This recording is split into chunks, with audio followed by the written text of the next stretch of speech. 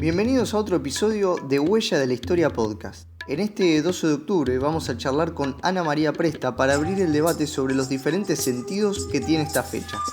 Preguntarnos sobre si fue un descubrimiento y qué encierra esa mirada sobre la historia. Acompáñanos. Bueno, ya estamos en contacto entonces con Ana María Presta. Ella es doctora en Historia, es directora de la Cátedra de Historia de América I de la Universidad de Buenos Aires y bueno, es también investigadora del Instituto Rabiniani, ¿sí? Así que bueno, vamos a estar charlando con ella sobre algunas cuestiones que tienen que ver con este día. Te saludo, Ana. Hola, ¿cómo estás, Pablo? Muchas gracias por invitarme y por permitirme charlar un poquito de estos temas que son bastante viejos, pero que aún convocan y suscitan preguntas a toda la comunidad interesada. Bueno, muchas gracias. Un poco como para arrancar esta charla, este debate, poner, digamos, en eje la cuestión un poco más semántica sobre este día, ¿sí? Este 12 de octubre. Y bueno, un poco la pregunta inicial es si estamos hablando de un descubrimiento de América, ¿qué? ¿No? Así que te traslado la Bien. pregunta y ver a ver. Bueno, yo diría que hay un conjunto desde el inicio de esta cuestión tan aciaga para muchos pueblos y tan gloriosa para otros, una cuestión de interpretación y de utilización del lenguaje que a veces es muy contradictoria y por no decir también ofensiva y con una fuerte carga de ocultamiento de la realidad y de la verdad histórica, ¿no? Eh, Obviamente que para los españoles fue un descubrimiento en un momento en que ni siquiera ellos sabían que existían otros mundos. De hecho, el avance científico de la época inhibía sobre todo, y aún avalado por la Inquisición, el pensar de que la Tierra no era el centro del universo y que las dimensiones de la Tierra no eran las que conocemos hoy, sino que llegabas hasta las columnas de Hércules, o sea, el estrecho de Gibraltar, y te ibas a caer porque la Tierra era plana y el océano no llegaba hasta allí. De manera tal que la llegada de Colón a un espacio desconocido trae problemas no solo a los científicos, también a la iglesia, a la religión. ¿Quiénes son los habitantes? ¿Cómo llegaron esos tipos ahí? ¿Son hijos de Dios? ¿Quiénes son? ¿Son humanos? ¿Son animales? Es decir, todo ese tipo de preguntas surgen a partir de lo que se llama descubrimiento, que en verdad es un desconocimiento. Se llama descubrimiento en la medida de que el poder dominante llega a un espacio donde aparece territorio nuevo, vegetación nueva, comidas nuevas, gente nueva, en diferentes estilos de vida, diferente vestimenta, cultura material, etc. Algo impensado. Pero yo diría que volviendo como hacemos los historiadores a este hilo semántico, también hay otras categorías, otras palabras que se usan para caracterizar esto que se llama conquista de América, que son también invención, ocultamiento y desencuentro. Para luego volver a algo que tiene que ver mucho con lo político, que es el encuentro entre dos mundos, es decir, suavizando la problemática de la violencia conquistadora y colonizadora. Entonces, yo diría que hay una serie de hitos que no quisiera dejar de citar desde el punto de vista historiográfico y que también tienen que ver con la difusión que se le da a las publicaciones hechas desde nuestra América Latina y las que se dan desde los países centrales o de las metrópolis. En 1956, un intelectual mexicano, que no necesariamente era un hombre de izquierda y ni militante comunista, ni que se pareciera, era un señor liberal burgués, pero con una cabeza importante, escribe un texto que se llama La invención de América. Ese señor se llamó Edmundo O'Gorman y escribió ese texto en 1956. O'Gorman planteaba allí esta teoría del ocultamiento, del desconocimiento y hasta la fabricación de una América que no era real a través de las palabras, porque incluso América es un nombre inventado. Y de allí surge también esto de quien domina nombra, y otra de esas características de nominación y de ese nombramiento es que tenemos una población a la que se llamó indios, que de indios no tenían absolutamente nada. Es decir, el conquistador en su propio lenguaje explica, no solo conquista, explica, dialoga en un diálogo de sordos. Pensemos en el requerimiento que se les leía a los indios para decirle: aquí estamos nosotros, venimos con la cruz, etcétera, vamos a fundar tal ciudad, bla, bla, bla, que la verdad era un colectivo de incomprensiones y sin sentido. Pero en 1978 aparece otro libro que yo quiero rescatar y que los alumnos nuestros tienen como texto de consulta, que es el texto de Svan Todorov, que se llama La conquista de América y el problema del otro, que prácticamente alude a las mismas cosas que O'Gorman, pero Todorov en el año 78 no había leído O'Gorman, ni tampoco la Academia Europea. Por lo tanto, esto de que hay una construcción de un otro diferente, fantástico, y de esta teoría que como buen lingüística impone todo, que estas personas, o esta conquista se produce por una gran incomprensión entre las partes, de la cual sale escaldado Moctezuma, porque es Moctezuma el que no entiende a Cortés, pero Cortés sí entiende a Moctezuma. Es decir, todavía tenemos esa cosa eurocentrista tan fuerte, que estas dos visiones se están solapando y pegando, y son, yo diría, un desafío interesante a esta noción del descubrimiento. ¿Qué es lo que se descubre? Y luego vemos más tarde, en la década del 80, un autor argentino que yo valoro mucho, que es Enrique Dussel, teólogo y filósofo, que habla directamente de el encubrimiento de América. Es decir, que el descubrimiento es algo que nunca podremos terminar de comprender por la cantidad de información falsificada, diferente, no adecuada, que se llevaron los europeos o los castellanos desde nuestras tierras. Por lo tanto, hay que tratar de poder escalfar, de poder sacar esas capas, ¿no?, que tiñen la verdadera historia de la conquista de América y el devenir de sus pueblos, ¿no? Es decir, tenemos entonces encuentro, ocultamiento, falta de comunicación e invención. Pero lo cierto es que hubo invasión, a mi juicio, y que hubo conquista. Bien. Lo del encuentro es otra cuestión que viene a suavizar una situación política no del todo articulada, en un momento en el cual yo diría que se produce la tercera conquista de América, que es en el quinto centenario de 1992, cuando una España que se va integrando en la Unión Europea tiene necesidad de mostrar su pasado, un pasado glorioso, un pasado imperial. No nos olvidemos que cuando se hace la conquista, luego de los Reyes Católicos, España es un imperio, porque su sucesor, el sucesor de los Reyes Católicos, Carlos I, ¿sí?, de Castilla, y Carlos V de Alemania, es el emperador del Sacro Germánico. Entonces, somos parte, los americanos, de una potencia imperial, que a fines del siglo XVIII, principio del XIX, a finales del XIX pierde su última colonia, que es Cuba, de eso me gustaría hablar luego un poquitito también, sí. Y se observa que el rescate de ese brillante y maravilloso pasado imperial puede llegar a poner a España a la altura de las naciones europeas luego de su ingreso a la Comunidad Económica. Y se hace un gran fasto, con la Exposición de Sevilla de 1992, que vino precedido también por una difusión no solo del evento, sino de lo que significó para los españoles la conquista, y hubo cantidad de encuentros internacionales, publicados editoriales que tenían proyectos de investigación y de edición sobre la problemática, se revalorizó la figura de Colón, de todos los conquistadores, se hicieron talleres internacionales, congresos, seminarios, simposios, clases, etcétera, en una circulación, yo diría, de ideas políticas, pero también de académicos, que abonaron justamente mediante la financiación de sus propios proyectos de investigación y de mostrarse frente al mundo a esta idea de el encuentro entre dos mundos. Yo me encuentro con una amiga a tomar un café de propia voluntad.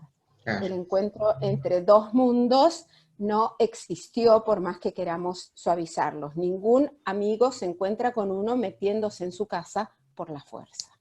Claro, eso es algo que vamos a ver seguramente más adelante en esta charla, pero un poco esta visión, ¿no? De escuela primaria o secundaria, quizás también, en algunos casos, de, bueno, los espejitos de colores, de un intercambio, digamos, pacífico en esa llegada de Colón, cuando sabemos que el fuerte que funda Colón termina completamente quemado, digamos, a su regreso, ¿no? Entonces, ese encuentro amistoso, pacífico, de intercambio de cultura, ¿no? Es un poco, eh, le estarían faltando algunos argumentos, digamos, ¿no?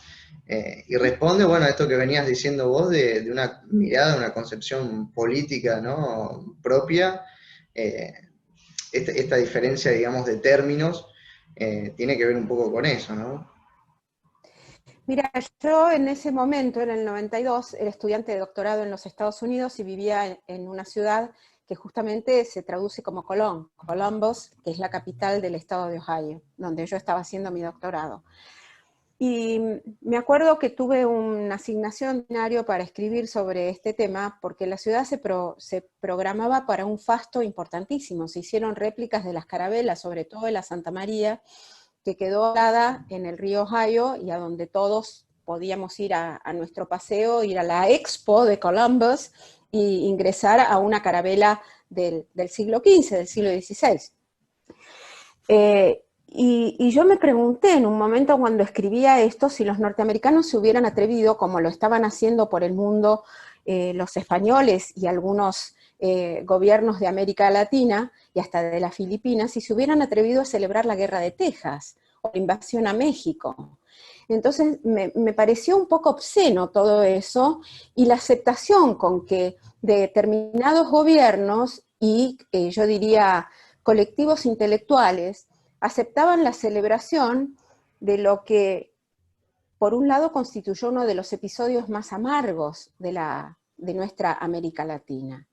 Es decir, yo no voy a negar, por otro lado, las contribuciones, digamos, culturales, ideológicas, políticas, migratorias, etcétera, que vinieron después. Pero el inicio de todo eso es el inicio de épocas de sangre, de fuego, de desaparición de gente, de epidemias, de luchas, de incomprensiones y de hechos muy amargos. Entonces me pareció una gran contradicción esa celebración.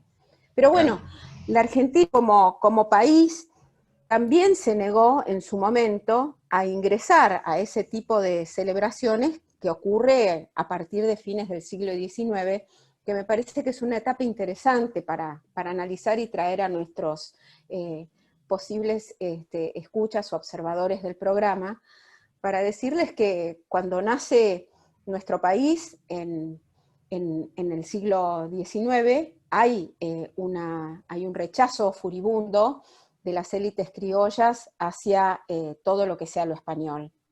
Y yo creo que la prueba más flagrante de eso es la construcción del himno nacional.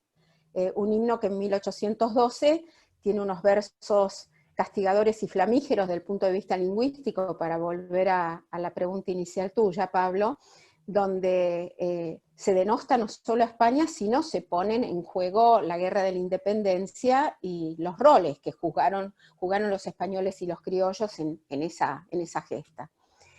Y en 1813, por la Asamblea, ese himno es consagrado como himno nacional de la Argentina, y se canta hasta fines casi del siglo XIX de esa manera, hasta que las oligarquías dirigentes tienen una necesidad de hacer un cambio de tuerca en función de los acontecimientos de la política internacional, de lo cual no podemos dejar los historiadores al margen el contexto. Claro. Entonces, ¿qué pasa en la Argentina en el último tercio del siglo XIX y comienzos del XX? Hay una inmigración española enorme, que hay que tratar, entre comillas, de integrar otra categoría lingüística que es muy flánica, ¿no? Hasta el día de hoy, lo diría, con los otros, con los diferentes.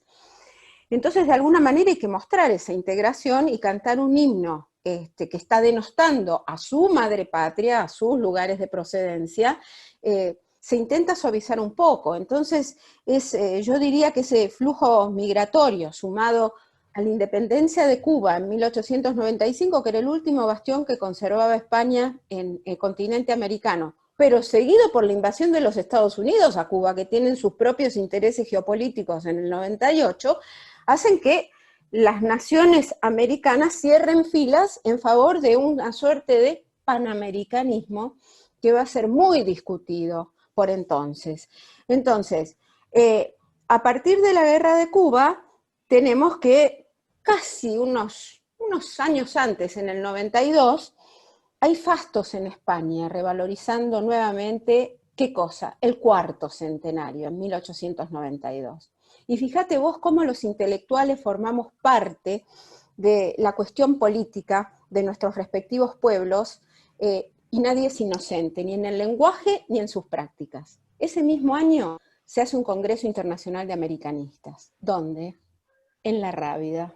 Todos sabemos que era La Rábida. Era el convento donde Colón pasó sus últimos días antes de lanzarse a la aventura americana o a la aventura del descubrimiento. Entonces, todo eso articulado hace que también se revalorice nuevamente la figura de Colón. Aparecen en las principales ciudades europeas monumentos, etc.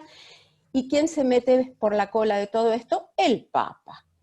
El Papa León XIII dicta una encíclica justamente para revalorizar el descubrimiento como la gran tarea de la expansión de la cristiandad. Entonces acá vamos cerrando ese círculo y llegamos a la Argentina con una situación controversial. Más o menos para la misma época tenemos el auge de la doctrina Monroe en Estados Unidos, América para los americanos, y luego la Primera Guerra Mundial. ¿Quién gobierna la Argentina? Hipólito Yrigoyen. Yrigoyen va a oponerse a este panamericanismo dirigido por los Estados Unidos, forzando la declaración de la guerra al eje. Por otro lado, revalorizando desde algún punto la herencia española, más latinoamericana que panamericana, y es durante el gobierno de Yrigoyen que se va a declarar por primera vez el 12 de octubre como festividad. Pero más que nada por una cuestión política, geopolítica y de ubicación de nuestro país en el contexto de lo que estaba ocurriendo a nivel internacional en Europa y también en América con las presiones de un Estados Unidos que empujaba lentamente, como todos sabemos, a Inglaterra para otro lugar, pretendiendo, como lo hizo después de la Segunda Guerra Mundial, ser el amo de nuestro continente. O sea, todo esto tiene una articulación que me parece que había que rescatar, ¿no? Y es interesante también que nace como Día de la Raza, ¿no? En esa coyuntura, Exacto. ¿no? Claro, es decir, se pretende ver del mismo modo, a ver, cada país y cada región, tanto latinoamericana como europea, tiene su propia visión de esta problemática, pero al decir raza lo que se piensa es en una suerte de conjunción de razas, de crisol de razas, de mestizaje. En Estados Unidos eso se llama melting pot, es decir, es lo que se mezcla, ¿verdad? Pero acá se utiliza, yo diría, ese eufemismo para juntar lo que no se puede juntar, porque nunca estuvo junto. Y si bien hubo un mestizaje, como todos sabemos desde el inicio, ese mestizaje inicialmente fue forzado, fue un mestizaje donde las mujeres indígenas fueron forzadas, violadas, no reconocidas como esposas, los frutos de esas uniones no consensuadas, luego lo serían, por supuesto, fueron los primeros mestizos hispanoamericanos, ¿no? Entonces, el tema de si raza o no raza, yo creo que merece quizás un poquito más de reflexión cuando estemos promediando el programa, porque es un tema que todavía incide al día de hoy. Dale, pasamos entonces a un segundo punto, digamos, de esta charla, y es tratar de ver un poco cómo es ese contexto, digamos, en el cual España llega a esa América, ¿no? O sea, en qué punto se encontraba España y en qué punto se encontraba América, ¿no? O los pueblos, digamos, que habitaban este continente. Mira, yo creo que estamos cambiando un eje también geopolítico a fines del siglo XV, que es cambiar el eje político del Mediterráneo por el eje político atlántico. Es decir, por primera vez desde el último tercio del siglo XV, tanto Portugal como España se están aventurando a hacer exploraciones costeñas, previendo que hay algo más fuera de los límites respectivos de sus estados, ¿no? Pero por otro lado tenemos una situación española que yo diría en ebullición. Tenemos justamente que el año del descubrimiento, de la primera expansión hacia el Atlántico, coincide con los moros y su derrota en Granada, lo cual construye para esta monarquía que se dice la monarquía católica, una nación con un rey, ¿sí? Y una sola religión, lo cual está marcando ya puntos de discriminación. Hoy en día, para hablar de alguna suerte de debate historiográfico, algo que vos también me pediste en algún momento, ya no se cree en esto de la convivencia entre moros, árabes, judíos y católicos en la península. Es decir, desde antes del descubrimiento y desde la época precisa de los Reyes Católicos comienza a haber separación. Yo no diría desde el punto de vista racial en el sentido como lo conocemos en el siglo XIX y XX, que es el auge, digamos, conceptualización de la raza como barrera biológica entre los individuos y superioridad biológica. Es decir, en la Europa entonces, y sobre todo en la Europa mediterránea y castellana, esa separación no se traduce por una cuestión biologicista, porque si uno va a ver, los andaluces pueden ser tan morenos como los moros, pero sí tenían que ver con una cuestión religiosa y cultural.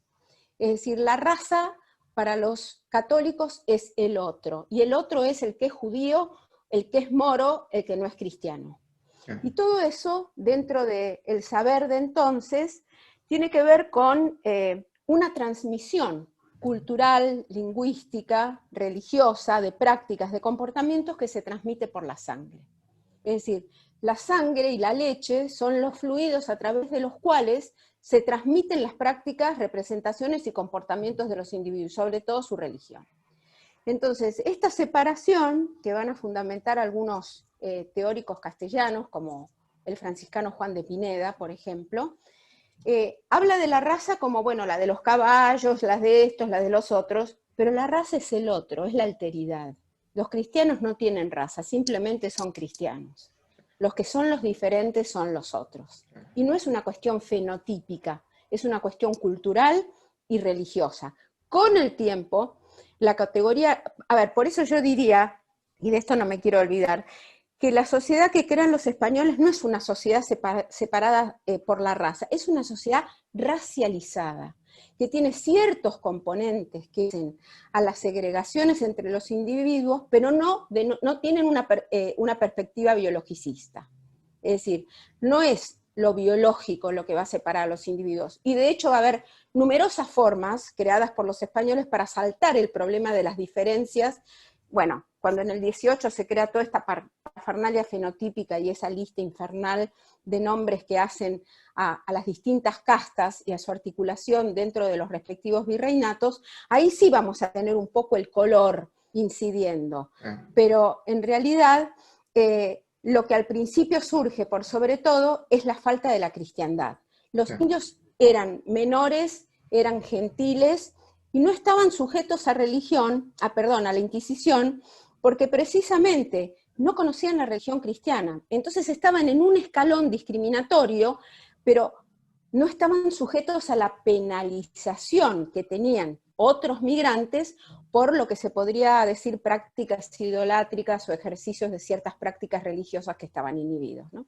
Es un poquitito más o menos para ingresar en el tema. Bien. Ahora, vos me preguntabas qué había. Exacto. Bueno,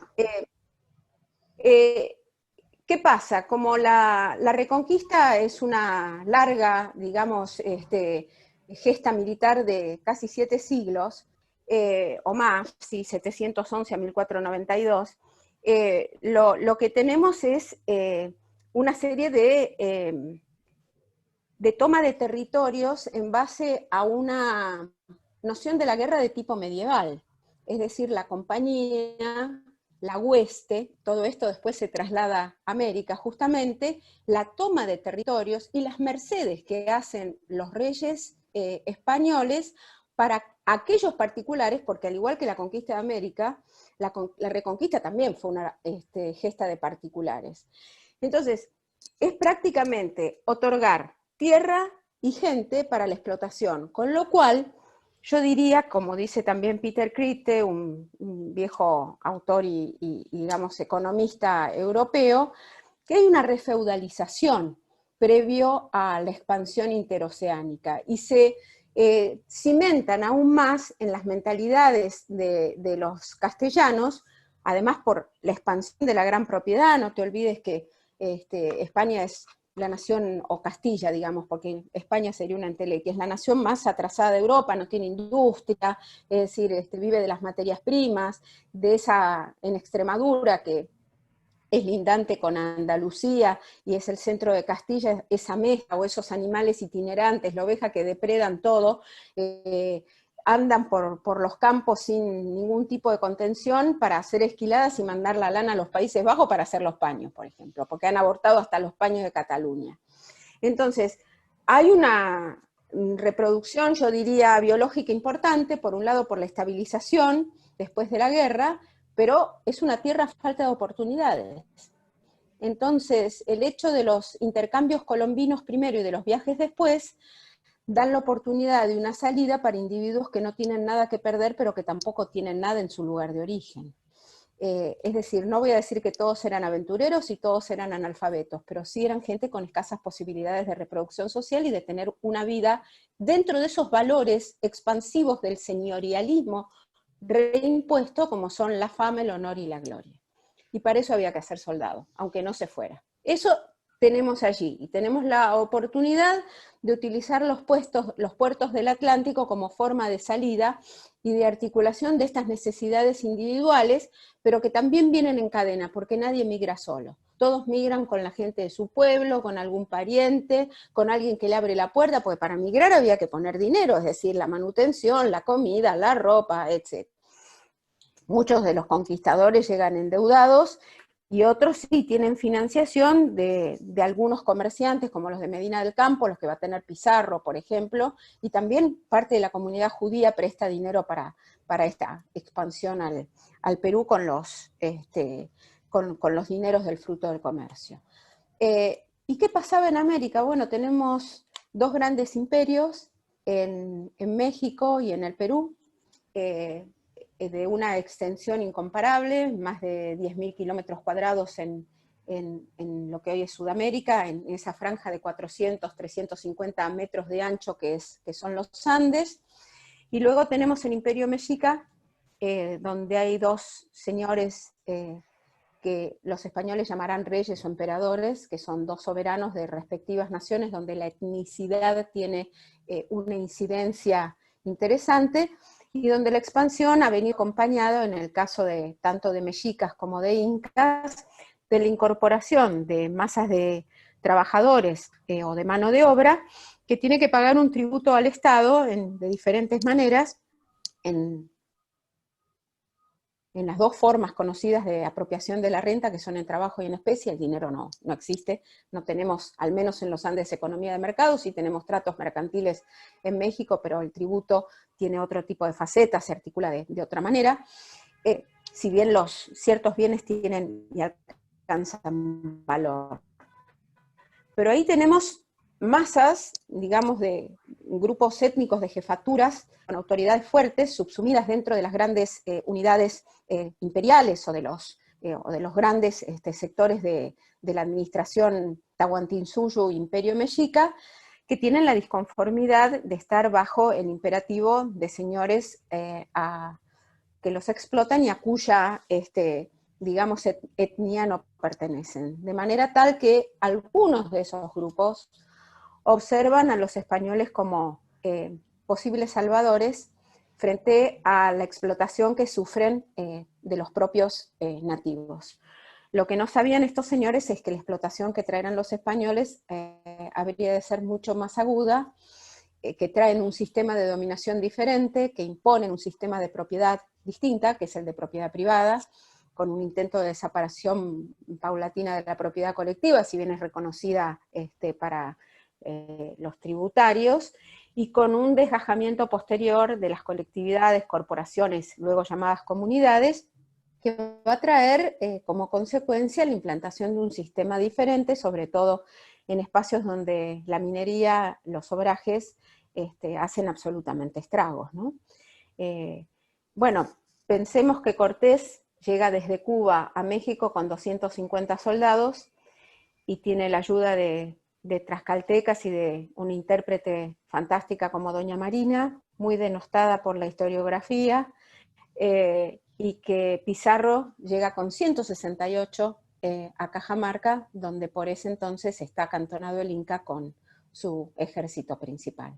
O sea, suena a todas luces un poco raro, imposible pensar que lo que podríamos llamar imperios, entre comillas, de millones de personas hayan sucumbido en tan poco tiempo frente a 168 y 250 soldados respectivamente. Pero bueno, hay un shock, yo diría, psicológico, material.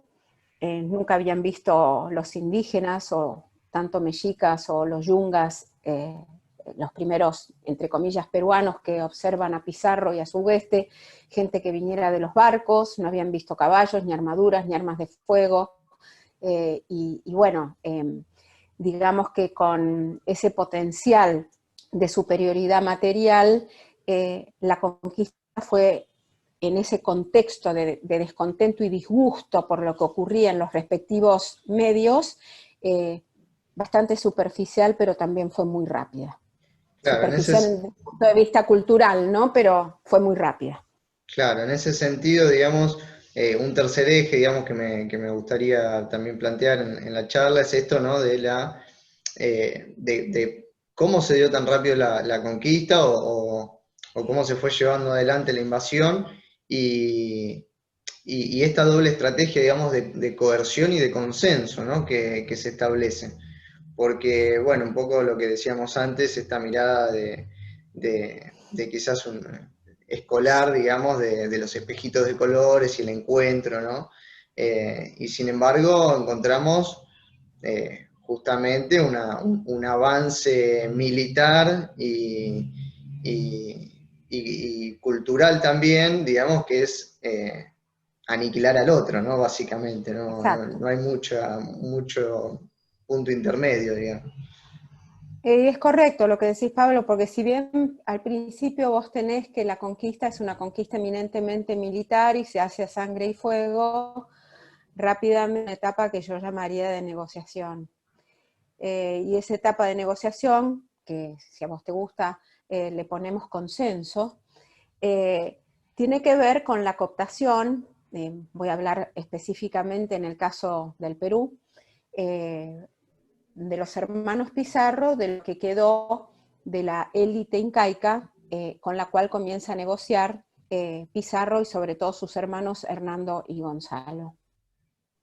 Prácticamente desaparecido Atahualpa, quedan vivos sus generales, hay una inestabilidad interna, porque además justamente cuando los castellanos llegan al Perú, hay un problema sucesorio que la historiografía llama guerra civil, con lo cual no estoy de acuerdo. Pero hay un problema sucesorio atinente a lo que significa el fallecimiento de un inca y la entronización de otro, que no tiene por qué seguir parámetros occidentales de la sucesión por baronía o mayorazgo del hijo mayor, y que en este caso no había sido posible porque Huayna Cápac, que aproximadamente muere en 1523, no deja un sucesor porque su hijo, digamos el que estaba más cerca, era un niño pequeño que falleció antes que él. Dicen los cronistas que Huayna Cápac fue víctima de una epidemia de viruela que venía bajando desde Panamá por los contactos previos que había habido, y se dice que sus últimos días los pasó encerrado en una casa porque no quería que nadie lo viera por la descomposición de su rostro, lo cual no condecía con esa aura que tenían los incas de no ser mirados sino vistos, y ese ideal de perfección. Y es ahí donde hay dos sucesores, hijos que en otra época no hubieran podido aspirar absolutamente nada, uno que procede del Cusco y otro que es Huáscar y otro que está en Quito, que es Atahualpa, que son hijos de mujeres secundarias o con quienes Huayna Cápac no había efectivizado lo que se pueden llamar entre los últimos incas, al estudiar las prácticas matrimoniales en incesto real, comienzan a pujar por el dominio de todo el Tahuantinsuyo.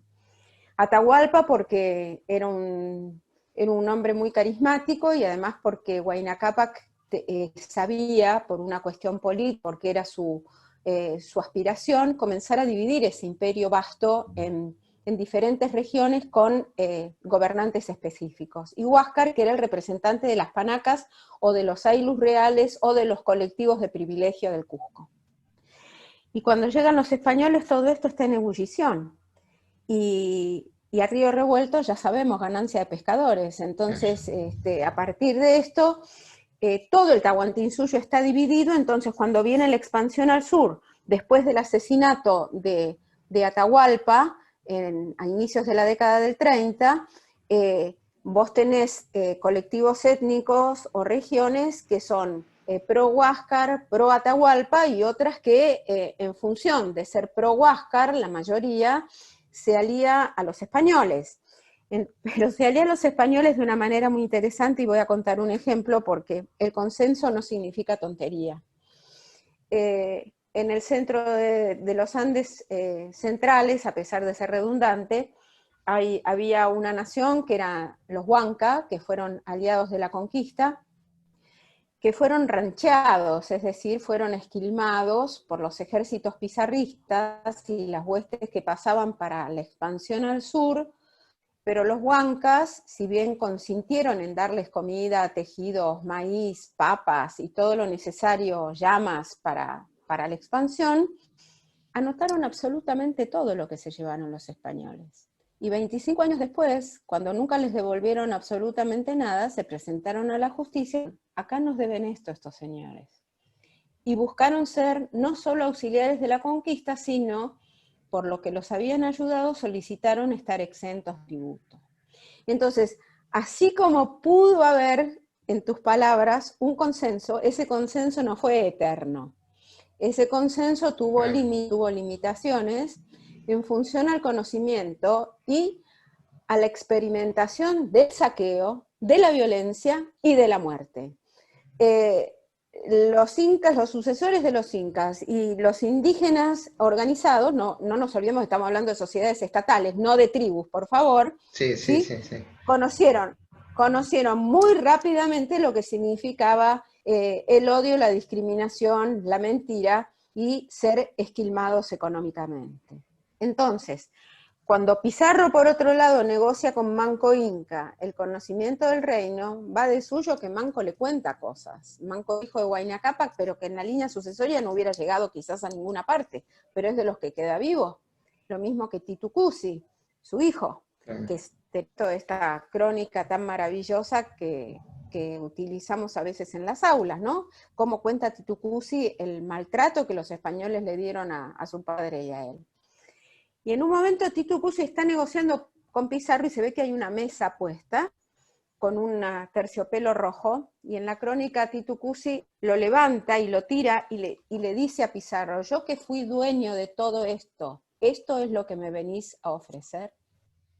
Es decir, desde el vamos, desde la entrada, esto es 1550, 1560, los españoles ya intentaban, más allá de los espejitos de colores, hacer otro tipo de negociaciones. Que ¿cuál es la negociación? La tierra, los hombres. Pensá que las primeras encomiendas o mercedes de indios las da sin haber pasado por el lugar que las da, es decir, porque recibe información de Manco y de la élite incaica, que le están leyendo ¿qué cosa? Los quipus, donde tienen anotada la gente. Entonces, todo eso es muy rápido.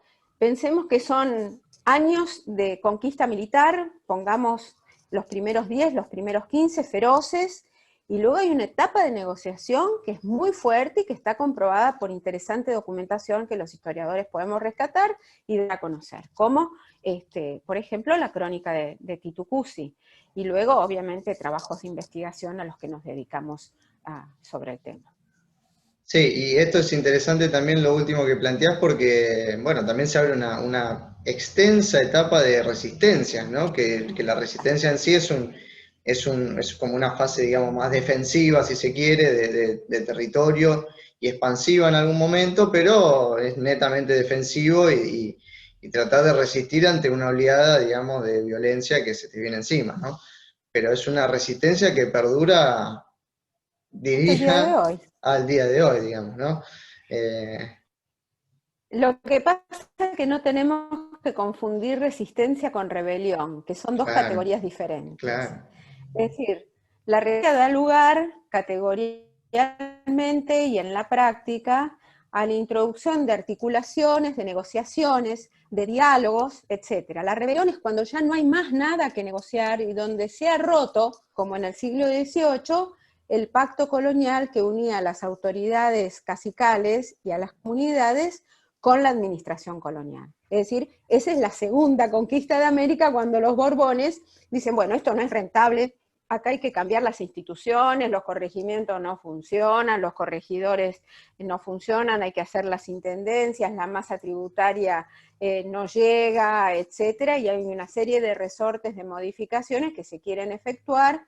Por otro lado, tenemos las instituciones cacicales debilitadas, ya no existen esos caciques hereditarios, sino hasta tenemos caciques mestizos, caciques que proceden de gente del común, etcétera, y una aceitada, yo diría, participación indígena en la justicia que provoca la demanda indígena y la sordera de las autoridades. Y ahí ya no hay más nada que negociar. Entonces, en el 16 tenemos un movimiento que yo podría decir se abortó rápidamente, como lo fue el Taquioncoy en la década del 60, 1560, que es la primera intentona de las comunidades desde los Andes centrales hasta los normeridionales por tratar de expulsar a los españoles a través de una comunicación un poco críptica, que es este Taquioncoy, que en quechua quiere decir mal del baile, es decir, se transmitía cómo se iba a hacer el empuje de los españoles a través de la danza, de los taquíes y de las prácticas,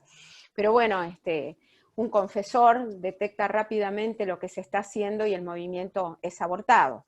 Hay mucha crítica historiográfica sobre la real vigencia y fortaleza del Taquioncoy, pero después de eso, salvo en bolsones específicos, como en alguna zona del lago Titicaca, como la Icacota, o en Songo, una zona cocalera de La Paz a principios del 17, podemos decir que después de 1560 hay una suerte de estabilidad generalizada, por la formalización de ese pacto, digamos, cacical colonial, donde esa figura articuladora que son los caciques, que son esas bisagras entre dos mundos, estos mediadores culturales, pueden, y si me permite la licencia, como la dirigencia de los movimientos sociales, por ejemplo, en época contemporánea, amortiguar las demandas, ¿sí?, con una serie de medidas que tiendan a articular a las masas dentro del sistema.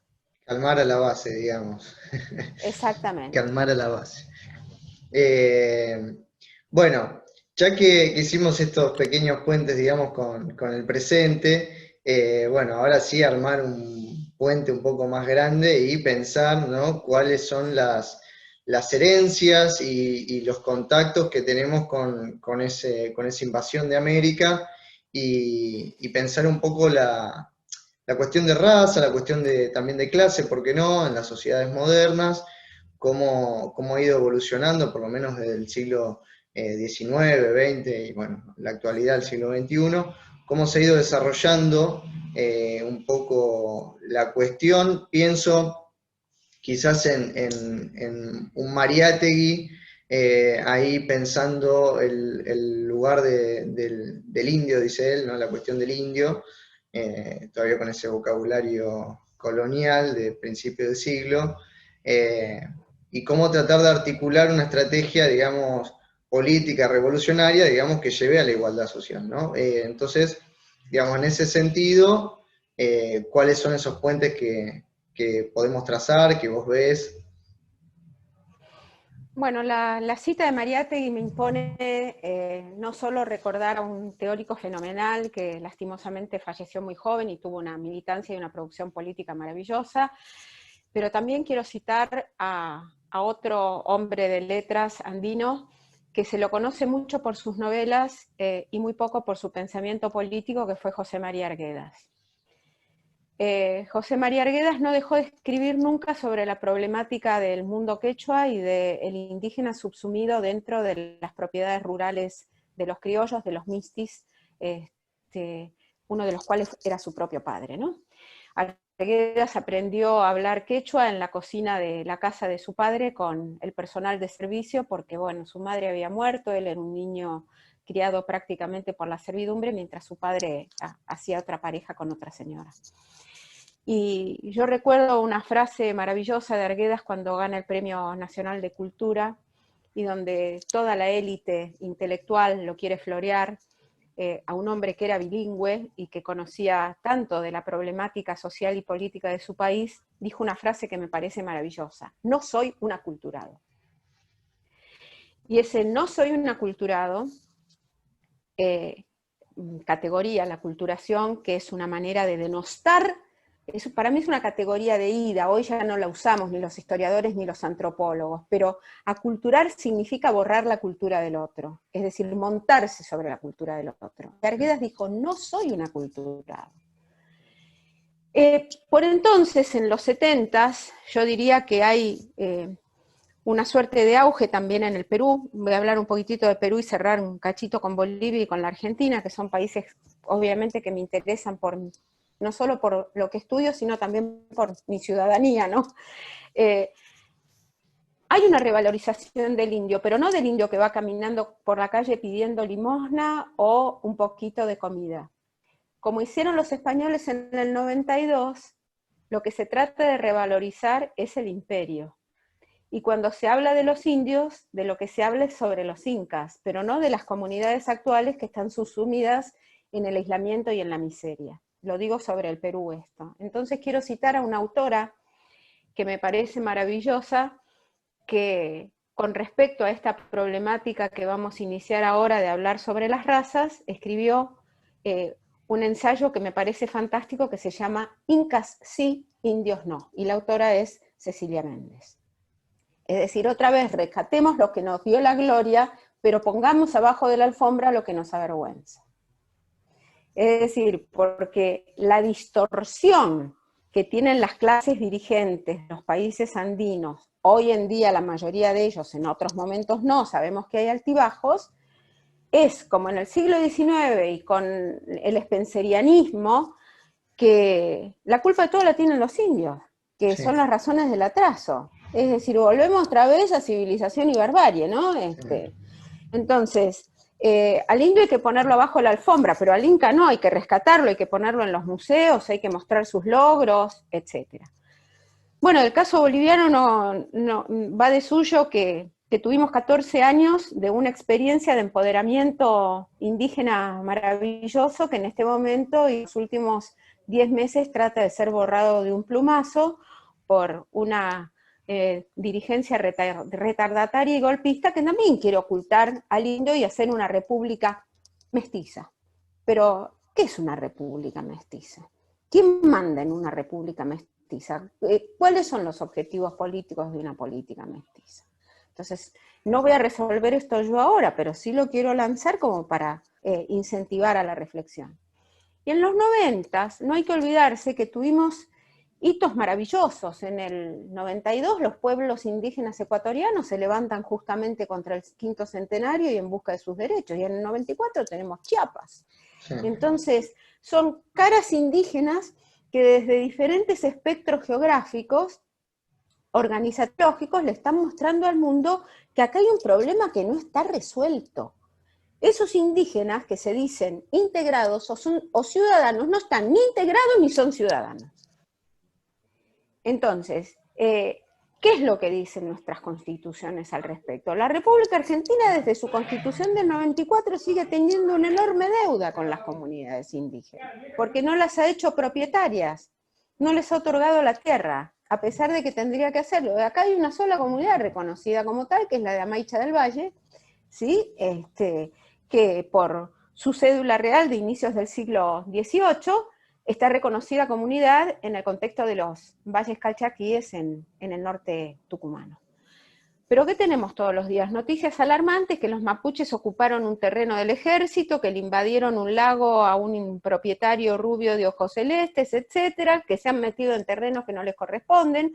En Chile los aniquilan, tienen una ley antiterrorista en Chile para supuestamente defenderse los blancos cultos que dirigen la República de estas hordas que vienen a reclamar derechos que dicen ancestrales, pero que no se pueden comprobar. ¿Por qué no se pueden comprobar? Se pueden comprobar los del señor Tompkinson. Se pueden comprobar los derechos de Benetton a acceder a las mejores tierras de la Patagonia. ¿A quién le han comprado sus tierras? ¿Cómo puede ser que los accidentes del terreno o las bellezas naturales se otorguen en propiedad privada? Y que no se les pueda dar parcelas para cultivar a quienes siempre las han tenido reclamado, pero que no tienen un título de propiedad. Esto viene desde la época del Imperio Español, porque las composiciones de tierra donde se les obligaba a los indios a mostrar su título de propiedad también fue otro eufemismo para legalizar una situación de hecho en forma de derecho, es decir, pagando un canon.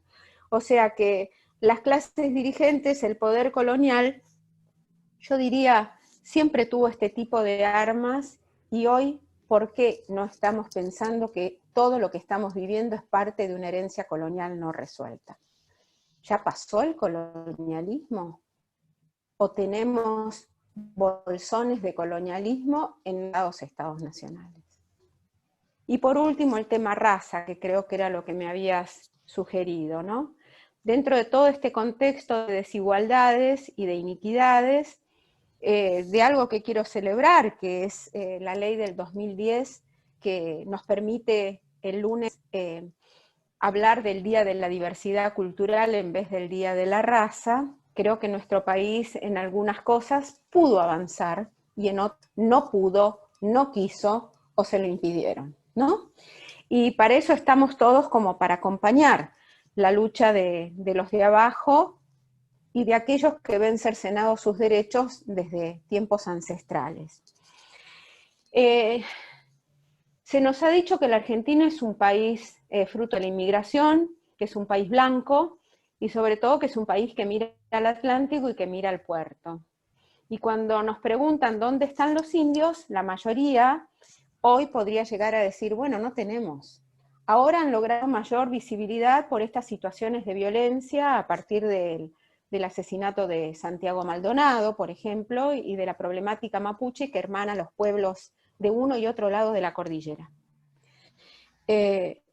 Pero la sociedad porteña, sobre todo, la sociedad argentina en general, no ha cejado en otorgar categorías, motes racializados a los que son diferentes. Entonces, antes teníamos a los indios y hoy tenemos otros diferentes, que cada sociedad, en virtud de su situación de dominación y de la propiedad que tiene y de los privilegios que tiene, utiliza para denostar a los diferentes.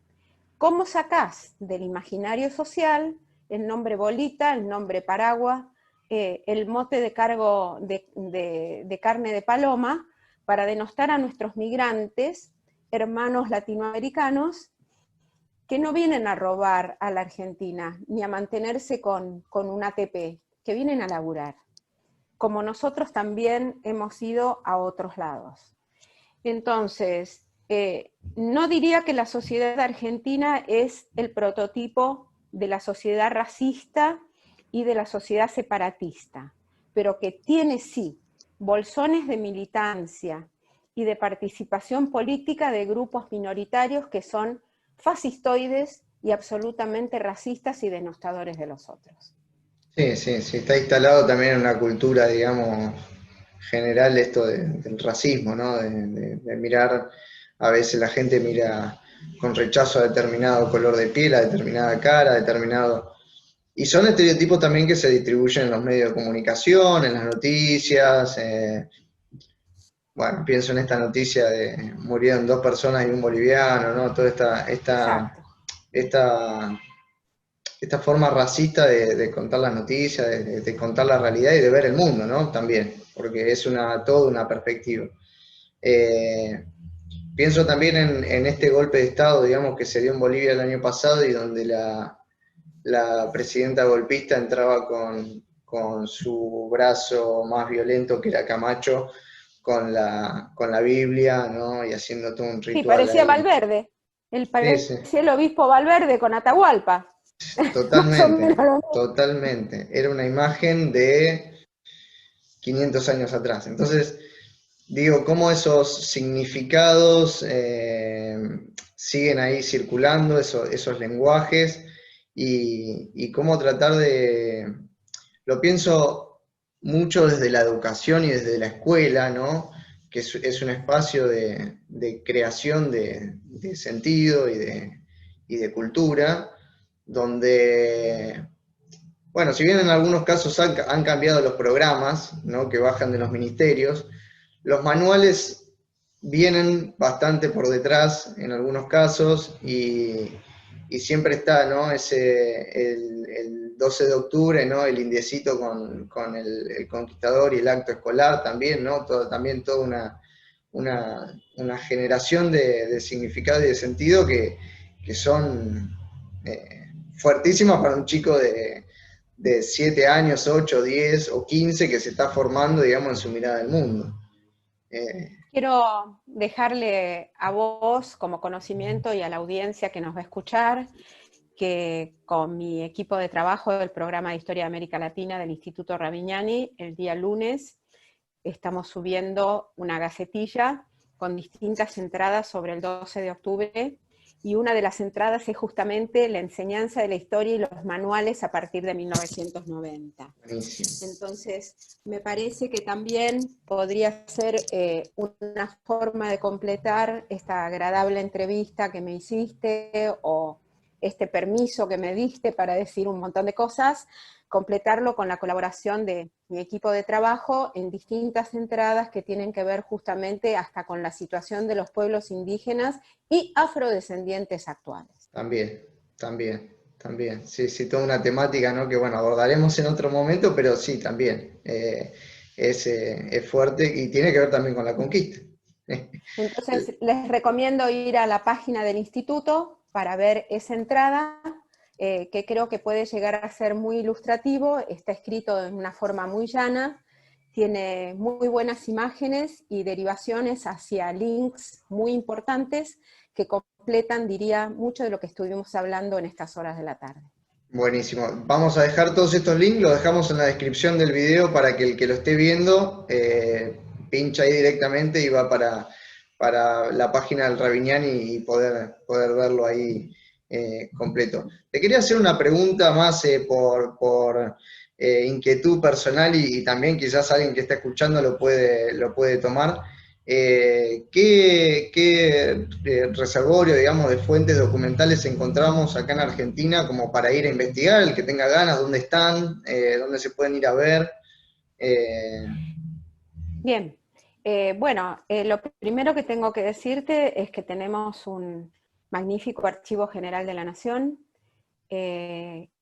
grosó en su potencial archivístico a partir de la fundación del Virreinato del Río de la Plata en 1776, donde desde el sur del Cusco y lo que hoy es Bolivia, que eso era, formó parte de la Intendencia de Charcas y las distintas intendencias, toda la documentación fiscal desde el sur del Cusco hasta el noroeste argentino actual está depositado en el Archivo General de la Nación, sobre todo los padrones de indios, los censos, es decir, las inspecciones fiscales que se hicieron para mensurar la cantidad y calidad de los tributarios y sus familias. Hay importantísimas visitas que dan cuenta de cómo estaban ubicados en todo el territorio virreinal y previrreinal, por supuesto, porque tenemos padrones de 1575 y algunos un poquito previos, muy poquito. Las sociedades indígenas que hoy forman parte de países diferentes, como Chile, como Perú y como Bolivia. Toda esa masa de padrones o numeraciones e inspecciones fiscales está en el AGN. Además, allí tenemos toda la documentación colonial de lo que fue el Virreinato del Río de la Plata después de 1776. En el Archivo de La Plata tenemos la Audiencia de Buenos Aires, tenemos en la Biblioteca Nacional de la Argentina, la que está aquí en este edificio tan bonito en el barrio de Recoleta, Recoleta, sí. Una colección maravillosa, que es la colección García Viñas de copias de documentos del Archivo de Indias, cuando la Argentina pretendía ser una próspera nación exportadora de productos primarios, a lo que quisimos volver hace muy poquito, y por suerte creo que estamos zafando, o esperemos que así sea. Se mandaron copistas al Archivo de Indias para dar cuenta. Yo creo que ideológicamente en el proyecto de la generación del 80, yo lo enmarcaría ideológicamente allí, de la vitalidad de la región del Río de la Plata y de la Argentina como país atlántico, dejando de lado un poquito todo el resto. Y allí un señor que se llamó García Viñas, que era un español que conocía paleografía, mecanografió cientos y cientos de documentos que hoy están mecanografiados y encuadernados en esa maravillosa colección. García Viñas no era tonto, porque si bien no tenía título de historiador, conocía muy bien la geografía y la historia de la conquista del Río de la Plata. Por lo tanto, mucha documentación sobre el noroeste argentino, cédulas de encomienda, bueno, todos los problemas que vos te puedas imaginar en la conformación de lo que fue la sociedad argentina desde 1553 en adelante, y sobre todo mucho del Río de la Plata, con las dos fundaciones, por ejemplo, Mendoza, Garay, etc. Este proyecto quedó inicialmente en manos de quien fuera el director por muchos años de la biblioteca, que fue Paul Grusac. Luego tenemos documentación interesante en el Museo Mitre, que queda cerca de mi oficina, en la calle San Martín, y yo estoy hablando de lo colonial y de lo más temprano. Y después tenemos colecciones de documentos de bibliófilos argentinos que fueron financiados por instituciones como el Congreso Argentino a principios del siglo XX, como Roberto Levillier, que pasó largos años en el Archivo de Indias copiando las cartas y papeles de los gobernadores y de la Real Audiencia de Charcas, por ejemplo. Entonces tenemos 19 volúmenes de gobernantes del Perú, 3 volúmenes de Audiencia de Charcas, 3 volúmenes de Historia de la Conquista de Tucumán, 3 volúmenes de probanzas de méritos de los conquistadores, 3 o 4 volúmenes de Historia de la Iglesia en el Tucumán. Es decir, tenemos todo un acervo documental que está esperando a muchos tesistas y a muchos interesados como para abordar la problemática colonial con documentación de primera mano o copiada por estos intelectuales, unos pagados por el Estado y Levillier financiado por sí mismo. Pero la Biblioteca del Congreso Argentino le publicó todo a Levillier, de manera tal que son fuentes que están publicadas y encuadernadas y se encuentran en cualquier biblioteca, como la del Instituto Ravignani, como la de la Academia Nacional de la Historia, como la de nuestra facultad en la calle Puan, etc. Y luego tenemos los cronistas de Indias. Los cronistas de Indias, que son individuos que visitaron las distintas jurisdicciones por donde pasaron los españoles. Ninguno era un profesional de las letras, pero algunos de ellos tuvieron ojos clínicos como para ser nominados como Cieza de León, el primer etnógrafo de América. Cieza caminó por lo que fue todo el virreinato del Perú y escribió la Crónica del Perú y una historia de los incas que amerita ser leída. Escribió la historia de las guerras civiles entre españoles, porque además de invadir a los indios, después se pelearon entre ellos, sí, entre 1538 y 1554, no por proyectos políticos diferentes, sino por ver quién se quedaba con la mejor parte, nada más que por eso, para resumirlo sintéticamente. Entonces tenemos cronistas andinos, es decir, ladinos o indígenas que aprendieron a leer y escribir y dejaron testimonio de cómo vieron ellos la conquista. Y Tucusi, hijo de Manco, la dictó a un escribano, y tenemos esa carta maravillosa de la cual podemos aprender del contacto inicial. Luego tenemos esa monumental obra que yo llamo la Biblia de los Andes, que es Guamampoma de Ayala, Nueva Crónica y Buen Gobierno, 1639, que es un poco tardía, pero la información que cubre es absolutamente maravillosa, y sobre todo sus dibujos, porque Guamán era un gran dibujante que retrató a todos los actores sociales intervinientes en la conquista y colonización. Incluso sus mapas, las ciudades fundadas por los españoles, es decir, es la Biblia de los Andes.